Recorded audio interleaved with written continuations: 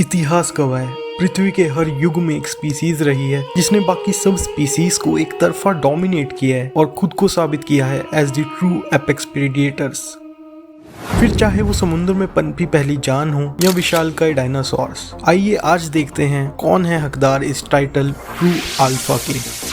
हमारी कहानी की शुरुआत होती है 3.5 अरब साल पहले, जिसे कहते हैं दी प्रीकैम्ब्रियन एरा। ये वही युग है जहाँ सबसे पहले जिंदगी पनपना शुरू हुई थी सूक्ष्म जीवों के रूप में, जैसे कि प्रोकारियोट्स। लेकिन इनके कुछ समय के बाद कहानी में एंट्री होती है काइनोबैक्टीरियाज की, जो कि पहले ऐसे ऑर्गेनिजम्स बनते हैं जो फोटोसिंथेसिस परफॉर्म कर सकते थे, जो इन्हें इतिहास का सबसे महत्वपूर्ण हिस्सा बनाते हैं, क्योंकि ये शुरुआत कर देते हैं द ग्रेट ऑक्सीजनेशन इवेंट की। और फिर अगले 3 अरब साल ये ऑक्सीजन का उत्पादन जारी रखते हैं और पृथ्वी का पूरा मुख्य बदल देते हैं। जो पृथ्वी पहले कार्बन डाइऑक्साइड और नाइट्रोजन जैसी गैसेस से भरी हुई थी, उस पृथ्वी को ये काइनोबैक्टीरियस ऑक्सीजन रिच एनवायरनमेंट बना देते हैं, जो जीवन पनपने के लिए अनुकूल था। और भले ही हमारी कहानी में सुनने में छोटा सा हिस्सा लग रहा हो, पर असल में हमारे इतिहास का सबसे बड़ा हिस्सा है। मगर इसी के साथ अंत होता है द प्रीकैम्ब्रियन एरा का।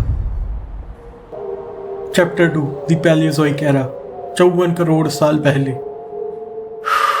काइनोबैक्टीरिया की अरबों सालों की मेहनत इस युग में दिखाई देना शुरू हो जाती है, क्योंकि इस युग में शुरू हो जाता है द कैम्ब्रियन एक्सप्लोजन, जहाँ तरह तरह की कॉम्प्लेक्स एनिमल लाइफ फॉर्म्स जन्म लेना शुरू करती हैं। यूं कहूं, सिंपल और सिंगुलर सेल लाइफ फॉर्म से इवॉल्व होना शुरू हो जाती हैं। जो लाइफ फॉर्म कैम्ब्रियन एरा से पहले माइक्रोस्कोपिक लेवल पर थी, अब वो धीरे धीरे hard shell, exoskeletons, complex body structures और आंखों जैसी चीजें डेवलप कर रही थी, जिसके चलते पहला शिकारी जीव इवॉल्व होता है, जिसका नाम था एनोमालोकैरिस। ये एक 3 फीट लंबा आर्थ्रोपोड था, जिसने लगभग 20 करोड़ सालों तक अकेले समुद्रों पर राज किया। मगर जैसे जैसे समय बीता और समुद्रों में और जीव विकसित हुए, उनमें से एक जीव फिर बाहर उभर कर आया, जो दूसरों से बेहतर और ज्यादा शक्तिशाली था। और इस बार वो जीव था डंकलियोस्टियस। और जो चीज इसे बाकी जीवों से अलग बनाती थी, वो था इसका हड्डियों से बना मोटा कवच। मगर इसी समय एम्फीबियंस, यानी कि वो जीव जो पानी और समुद्र दोनों पर जीवित रह सकते हैं, वो कोशिश कर रहे थे पानी से निकल जमीन पर जीवन शुरू करने की। मगर उनकी कोशिश नाकाम रहती है, क्योंकि उनके अंडों को फिलहाल पानी की जरूरत थी। मगर कुछ और करोड़ों सालों की एवोल्यूशन के बाद एम्फीबियंस कामयाब होते हैं और इवॉल्व हो जाते हैं रेप्टाइल्स में। और आखिरकार अब जमीन पर भी जीवन पनपना शुरू हो चुका था, जो स्टेज सेट कर देता है इतिहास के आने वाले सबसे खूंखार प्रेडिएटर्स के लिए।